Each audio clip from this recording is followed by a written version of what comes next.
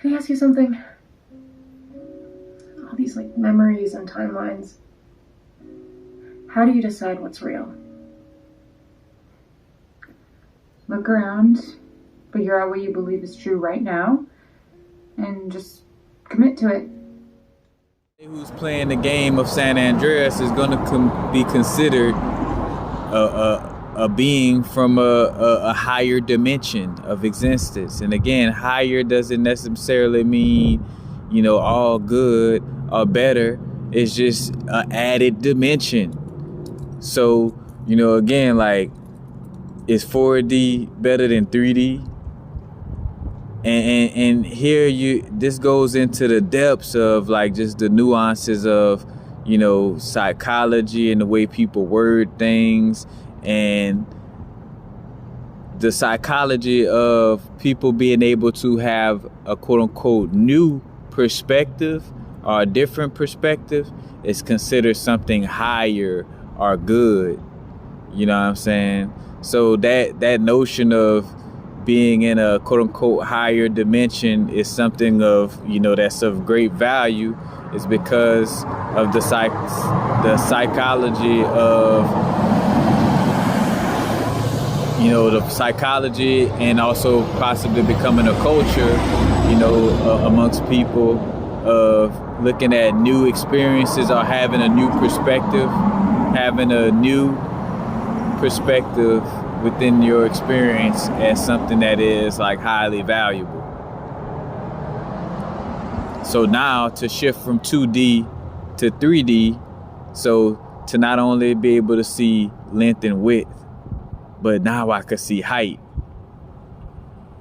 That's the only thing that changed in this. And I say the only thing I'm not saying the only thing that changed it ain't like a big change, is a big change from a sheet of paper to walking around in an actual third dimensional realm or having a third dimensional experience, you know what I'm saying? But it's just simply though, again, like a added dimension, again, length and width, 2 dimensions. You add height to that, now you got 3 dimensions. So now you get to experience height. But just because you're experiencing height while others are experiencing length and width only, does that make you better, or does that make you like a god over the 2D beings because you could now see heights? You know what I'm saying? Or now because you could experience the dimension, because time is like a dimension. So you're in a 3D vehicle or body, and you're able to experience the dimension of time, you know what I'm saying, which is different from, a third dimensional experience. Does that make you like the master of all the lower dimensions just because you have the experience of time that those in just the 3D perspective don't have? You know what I'm saying? You start to kind of see again, just like with the fallen angel concept of technically most ancient scriptures are talking about beings coming from out of the water, so quote unquote fallen, and again, and this is also coming from beings who considered the perfection of their DNA to be, the perfection of their DNA considered to be, perfect. So is it technically fallen, or it's just a change? Because again, tell me the story holistically how it is. Because I'm one of those people, don't just tell me they were fallen angels who disobeyed God and this and that. And I mean, technically there is some truths to that. They may have disobeyed the order of their parents or the God to them in that sense, and had sex when they wasn't supposed to, you know what I'm saying? Again, in the whole story with Adam and Eve and that whole thing, but it's but what actually happened, it was a sexual experiment, or it was these parents that only wanted their children to have sex in this type of manner. Their children didn't want to have sex in this manner, so they were considered bastards or fallen. You know what I'm saying? Like, you know, like that's the true or holistic story, not just the whole like, well, you know, Abraham, you know, like just all that, just the mystical. And again, that part is important as well. It's not to throw that out or not see, you know, those mythological stories as important, you know, because even for me to even get to this point, besides my own, again, DMT trips and own experiences, like, you know, it's like the mythology has helped for me to get to, you know, a holistic view, you know what I'm saying,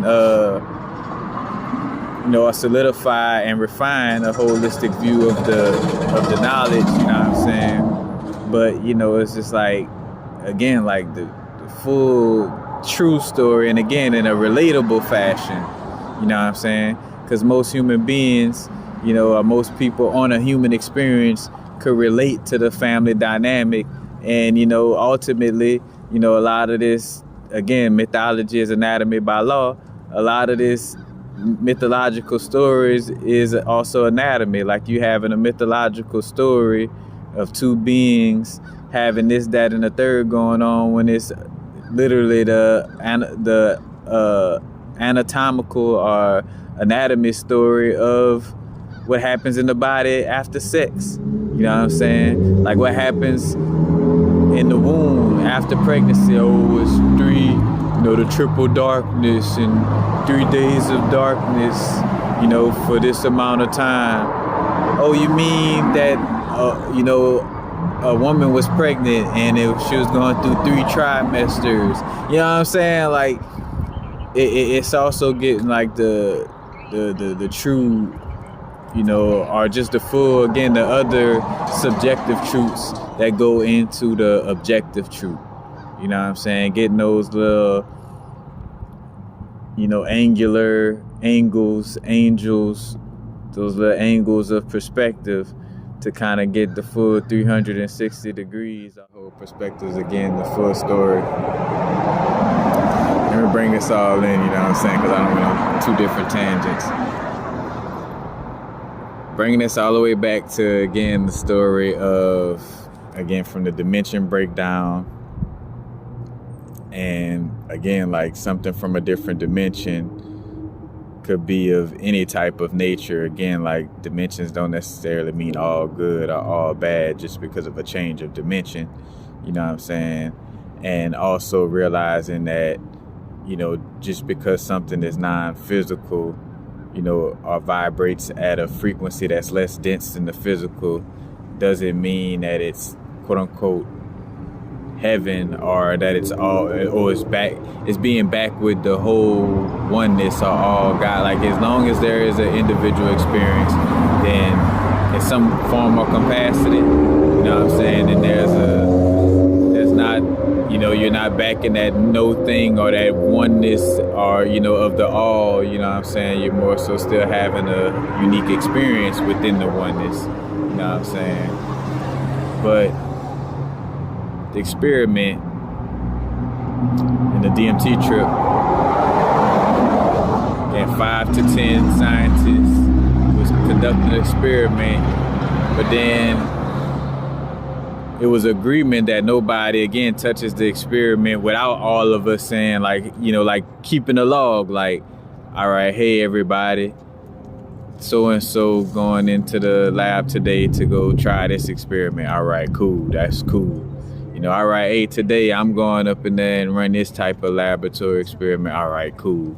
You know what I'm saying? But we had that type of vibe with this garden, you know what I'm saying? With this laboratory experiment, with this genetic gardening, you know, this seed planting, sexual experience we was experimenting with, you know.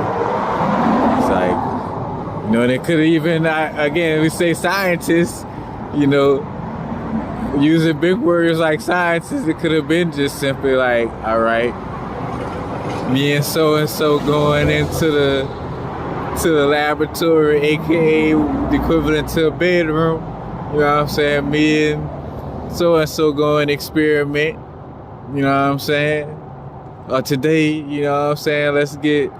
Hey, it ain't no fun unless we all get something. Let's all go into the laboratory today. You know what I'm saying? You can even see it from